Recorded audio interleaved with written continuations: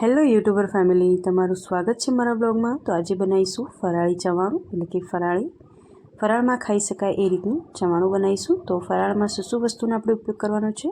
તો આ છે નાયલોન સાબુદાણા, જે બજારમાં આરામથી મળી રહે છે, તળવાના આવે છે, સિંગદાણા છે, વેફર લીધી છે અને કેવડો લીધો છે। તો પહેલાં આ બધી જ વસ્તુને આપણે તળી દઈશું તેલમાં। તો પહેલાં હું અહીંયા વેફર આપણે જે બનાવતા જ હોઈએ છીએ એ વેફરને આપણે પહેલાં તળીને કાઢી દેવાની છે આ રીતે। હવે આ કેવડો લીધો છે, કેવડાને પણ આપણે તળીને કાઢી લઈશું। એકદમ ઇઝી જ છે બનાવવું, પણ આ વસ્તુને આપણે આ રીતે તળીને બનાવીએ તો એકદમ સરસ એવું ફરાળી ચવાણું રેડી થઈ જાય છે ખાવા માટે। જો તમે ઉપવાસ કરતા હોય તો આ રીતે ફરાળી ચવાણું બનાવીને મૂકી દો તો ખાવામાં ઘણું ટેસ્ટી લાગે છે અને અલગ લાગશે। તમારે બહાર ક્યાંય ફરવા જવું હોય ને વ્રત ઉપવાસને એવું કર્યું હોય તો તમે આવું ફરાળી ચવાણું બનાવીને સાથે લઈ શકો છો। તો આ સાબુદાણા છે, નાયલોન સાબુદાણા, આ એકદમ ગરમ તેલમાં જ તળવાના, તો જ તળાશે વ્યવસ્થિત, નહીં તો વ્યવસ્થિત નહીં તળાય। એકદમ ગરમ તેલ હોય તો એની અંદર નાખી દેવાના અને એકદમ ફૂલીને ઉપર આવી જશે સાબુદાણા, નાયલોન સાબુદાણા। તો એ પણ મેં તળીને લઈ લીધા છે। હવે કાચા સિંગદાણા નાખ્યા છે, એને પણ આ જ રીતે આપણે તળીને કાઢી દઈશું। તો બધી જ વસ્તુ આ રીતે આપણે તળીને ભેગી કરી દેવાની છે એકસાથે।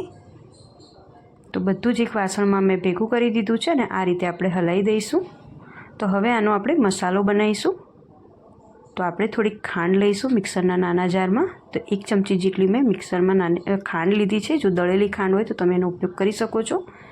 અને આ રીતે બનાવશો તો એકદમ સરસ પરફેક્ટ માપ સાથે તમારો મસાલો તૈયાર થશે। થોડાક લીંબુના ફૂલ નાખવાના છે આપણે, લગભગ 3 થી 4 કણી જેટલા જ લીંબુના ફૂલ લેવાના છે, વધારે નહીં લેવાના। એનો પાવડર બનાવી દેવાનો છે આ રીતે।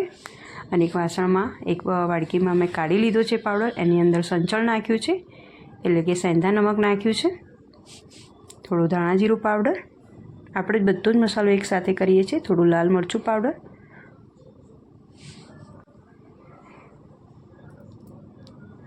અને થોડીક હળદર નાખીશું। જો તમારે હળદર ના નાખવી હોય તો તમે સ્કીપ કરી શકો છો। હવે આજે આ બધો જ મસાલો આપણે વ્યવસ્થિત ચમચીની મદદથી આપણે હલાવી દઈશું આ રીતે।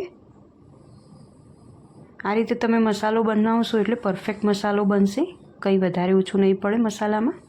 હવે આ જે તળીને મૂકેલું છે એની ઉપર આપણે આ રીતે છાંટી દઈશું મસાલો, 2 થી 3 ચમચી જેટલો।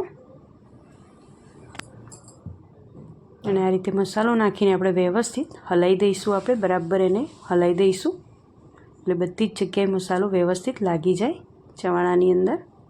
અને ખાવામાં ઘણું ટેસ્ટી લાગે છે જો તમે આ રીતે બનાવીને મૂકી દો તો તમારે જ્યારે પણ ખાવું હોય, જ્યારે પણ વ્રત ઉપવાસ કર્યા હોય તો તમે આરામથી ખાઈ શકો છો આને।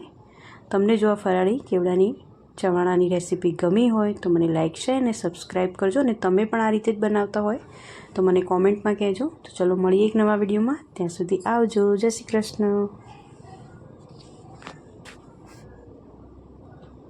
અને આની અંદર જો વેફરના અમુક વેફર હોય તો આ રીતે કટકા કરી દેવાના, અને એ પણ સરસ લાગે છે ને। તમારે જો આખી રાખવી હોય તો તમે આખી પણ રાખી શકો છો।